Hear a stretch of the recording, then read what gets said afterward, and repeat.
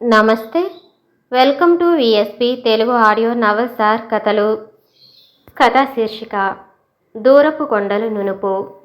ఇక కథలోకి వెళితే, రామయ్య లక్ష్మమ్మ అన్యోన్యంగా ఆదర్శంగా జీవించిన వృద్ధ దంపతులు. వారిద్దరి మధ్య ఉండే అనుబంధం అందరికీ ఆదర్శం. వారిద్దరూ ఒకరి కోసం ఒకరు పుట్టినట్టుగా జీవితం మొత్తం ఒకరినొకరు అర్థం చేసుకుంటూ సాగించారు. వారికి 3 పిల్లలు. పెద్ద కుమారుడు సురేష్, రెండో కుమారుడు మహేష్, కూతురు గాయత్రి.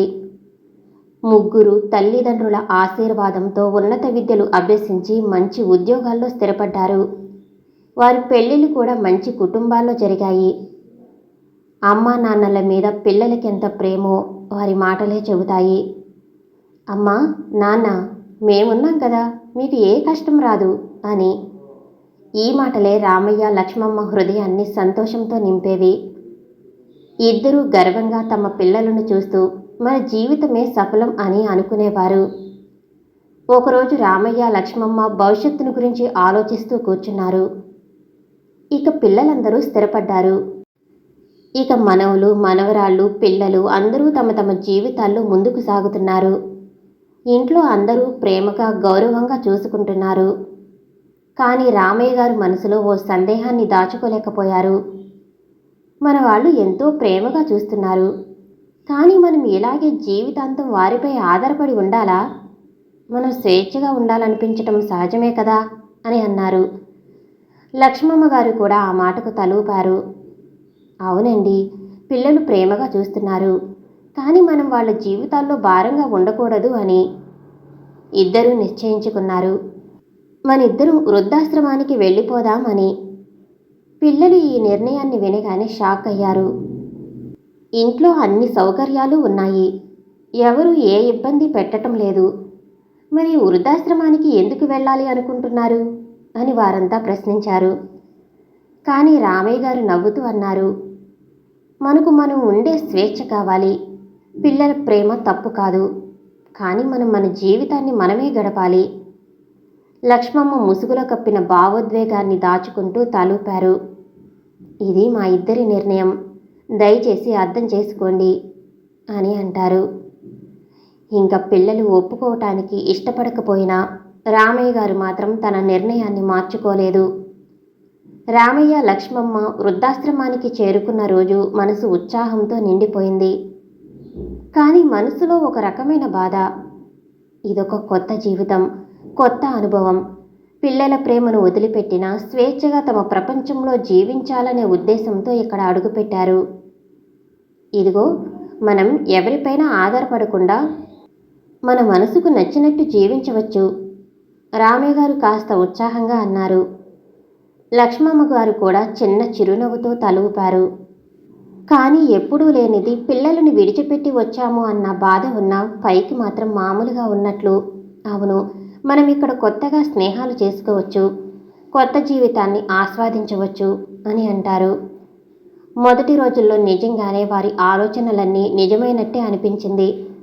వాతావరణం ప్రశాంతంగా ఉంది. ఇతర వృద్ధులతో కలిసిపోవటానికి ప్రయత్నించారు.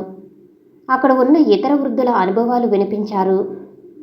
సాయంత్రం సమయాల్లో కొంతమంది కలిసి మాట్లాడుకోవటం, కొన్ని కబుర్లు పంచుకోవటం జరిగింది. కానీ కొద్ది రోజుల్లోనే వాళ్ళ ఆశలు తుడిచిపెట్టుకుపోయాయి. ఆహారం సరిగ్గా ఉండేది కాదు. రోజు అదే రుచిలేని భోజనం. పెద్దగా ఎవరూ మాట్లాడుకునేవారు కాదు. వృద్ధాశ్రమంలో ఉన్న ప్రతి ఒక్కరూ తమ జీవితాలను తలుచుకుంటూ మౌనంగా ఉండేవారు. కొంతమంది ఒంటరితనాన్ని మింగుతూ కోపంగా గడిపేవారు. ఇంకొంతమంది తమ గతాన్ని తలుచుకుని బాధపడేవారు. ఎవరికి వాళ్ళు ఎవరి బాధల్లో వాళ్ళు. రామయ్య గారు నిట్టూర్పు విడిచారు. మనకు స్వేచ్ఛ కావాలి అనుకున్నాం, కానీ ఇక్కడ ఆ స్వేచ్ఛ కన్నా ఎక్కువ ఒంటరితనం దొరికింది. లక్ష్మమ్మ గారి కళ్ళల్లో నీళ్లు తిరిగాయి. పిల్లలు ప్రేమ, ఇంట్లో ఉన్నత జీవితం వదిలిపెట్టి ఇక్కడికి రావటం తప్పయిందేమో అని బాధపడసాగారు. ఇద్దరూ మౌనంగా కూర్చున్నారు. తమ నిర్ణయం సరైనదేనా, తప్పుడు నిర్ణయం తీసుకున్నామా అనే సందేహంలో మునిగిపోయారు. ఒకరోజు ఉదయం రామయ్య గారికి జ్వరం వచ్చింది. ఆయన అలసిపోయి పడుకున్నారు. లక్ష్మమ్మ గారు రామయ్యను అలా చూడగానే కంగారు పడ్డారు. ఏమండి, మీకు ఏమైంది? మీకు బాగోలేదు అని అనిపిస్తుంది అండి అంటుంది. ఆమె గొంతులో ఆందోళన స్పష్టంగా కనిపించింది. రామయ్య గారు ముసిముసిగా నవ్వుతూ, ఏం లేదు, కాస్త జ్వరం వచ్చింది, అదే సర్దుకుంటుందిలే అని అన్నారు. కానీ కొద్దిసేపటికే జ్వరం ఎక్కువైపోయింది. వృద్ధాశ్రమం నిర్వాహకులు ఆయనను దగ్గరలోని ఆసుపత్రికి తీసుకెళ్లారు. తగినంత వైద్యం చేశారు. ఆ రోజు రాత్రికి ఆయన ఆరోగ్యం కాస్త మెరుగుపడింది. కానీ లక్ష్మమ్మ గారు గుండె మాత్రం కుంగిపోయింది. ఆమె భయంగా రామయ్య గారి చేతిని పట్టుకున్నారు. ఇక్కడ మన బాగోగులు చూసేవారు ఉన్నారు కానీ ఆమె మాట ఆగిపోయింది. కానీ రామయ్య గారు ఆమె వైపు చూసి ప్రశ్నించారు. కానీ పిల్లల మమకారం, వాళ్ళ ఆప్యాయత, వాళ్ళు మనని చూసుకునే తీరు, అది ఇక్కడ లేదండి. సీతమ్మ గారి కళ్ళల్లో చెమ్మ కనిపించింది. రామయ్య గారు నువ్వు చెప్పింది నిజమే అని నిశ్శబ్దంగా అంగీకరించారు. అవును, మనం పిల్లల దగ్గర గడిపే ప్రతి క్షణం విలువైనది. వాళ్ళ ప్రేమ, ఆప్యాయత మన బ్రతుకుకు వన్నె తెస్తాయి. రామయ్య గారు మెల్లిగా ఊపిరి పీల్చుకున్నారు. తన భార్య చేతిని గట్టిగా పట్టుకుని, మనం ఇంకా ఇక్కడ ఉండాలా? ఇలాగే ఇక్కడే ఉండిపోతే పిల్లల ప్రేమను కోల్పోతాం. మనం మన కుటుంబంతో మళ్ళీ కలిసి ఉండాలి అని అంటారు రామయ్య గారు. ఈసారి లక్ష్మమ్మ గారు ఆలోచించలేదు.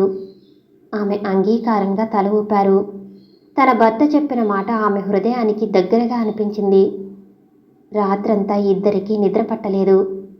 ఎప్పుడు ఉదయం అవుతుందా, ఎప్పుడు తమ పిల్లల చెంతకు చేరుతామా అని ఎదురు చూస్తున్నారు.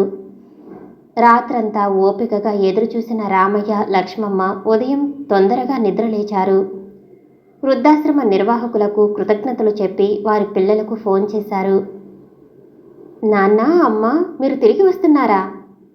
పిల్లల గళంలో ఆనందం దాగలేకపోయింది. అవును బాబు, మన ఇల్లు మనకే కదా. రామయ్య గారి స్వరంలో ఓ కొత్త ఉత్సాహం ఉంది. కొద్ది గంటల్లోనే వాళ్ళు ఇంటి ముందు దిగారు. అలిపిరి మీద నుంచి దిగిన భక్తుల్లా తమ ఇంటి తలుపు వైపు తొందరగా నడిచారు. నాన్న, అమ్మ అంటూ కొడుకులు, కోడళ్ళు, మనవళ్ళు, మనవరాళ్ళు అందరూ మొహాలు వెలిగిపోతూ వారిని ఆహ్వానించారు. అందరి కళ్ళల్లో నీళ్లు, హృదయాల్లో ప్రేమ. మీరు లేకుండా ఈ ఇల్లు ఇల్లులా అనిపించలేదు అత్తయ్య గారు. కోడళ్ళు ముందుకు వచ్చి లక్ష్మమ్మ గారి చేతులు పట్టుకుని అన్నారు. కోడలు మామగారికి, అత్తగారికి కాఫీ చేసి తీసుకువచ్చింది.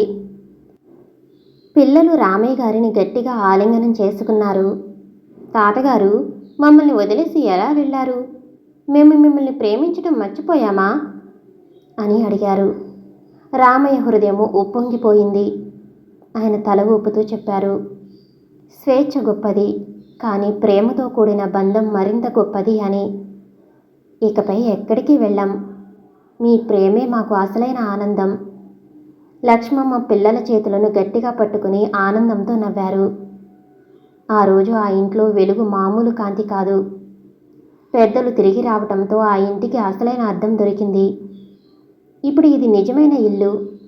కొన్ని విషయాలకు మనం దూరంగా వెళితేనే వాటి అసలైన విలువ అర్థమవుతుంది. ఎండ నుంచి నీడికి వచ్చినప్పుడే చెట్టు విలువ తెలిసినట్టే, పరిచితమైన ప్రేమను కోల్పోయినప్పుడే మన బంధాల గొప్పదనం తెలుస్తుంది. రామయ్య, లక్ష్మమ్మ కూడా అదే అనుభవించారు. వృద్ధాశ్రమానికి వెళ్ళాక స్వేచ్ఛ అనుకున్నది ఒంటరితనమని గ్రహించారు. ఇంట్లో ఉన్నప్పుడు వారు అనుభవించిన ప్రేమ, గౌరవం, అనుబంధం ఆ వృద్ధాశ్రమంలో కనుమరుగైంది. ఇంట్లో లేని ఆనందం వృద్ధాశ్రమంలో దొరుకుతుందా? తాము ఊహించిన స్వేచ్ఛ, ఏకాంతం వృద్ధాశ్రమంలో దొరికింది. కానీ హృదయాన్ని తడిపే ప్రేమ మాత్రం దొరకలేదు. ఇది ఒక స్పష్టమైన బోధనలా మారింది. ఇంటి విలువ, కుటుంబ విలువ దూరమైనప్పుడే తెలుస్తుంది. మన కుటుంబం మనతోనే ఉన్నప్పుడు నిజమైన ఆనందం దొరుకుతుంది. ఇలా భావించి రామయ్య, లక్ష్మమ్మ తమ ఇంటి తలుపు తట్టారు. అక్కడ వారిని స్వాగతించేందుకు వేచి ఉన్నారు. పిల్లలు, కోడళ్ళు, మనవరాళ్ళు మురిపంగా హత్తుకుని కంటతడి పెట్టారు. ఇంటి వాసన, పిల్లల హత్తు, మనవరాళ్ళ నవ్వులు, ఇదే నిజమైన ఆనందం. సమాప్తం. ఈ కథ మీకు నచ్చినట్లయితే మరిన్ని కథల కోసం షేర్ చేసి, లైక్ చేసి, సబ్స్క్రైబ్ చేసుకోండి. Thank you for watching.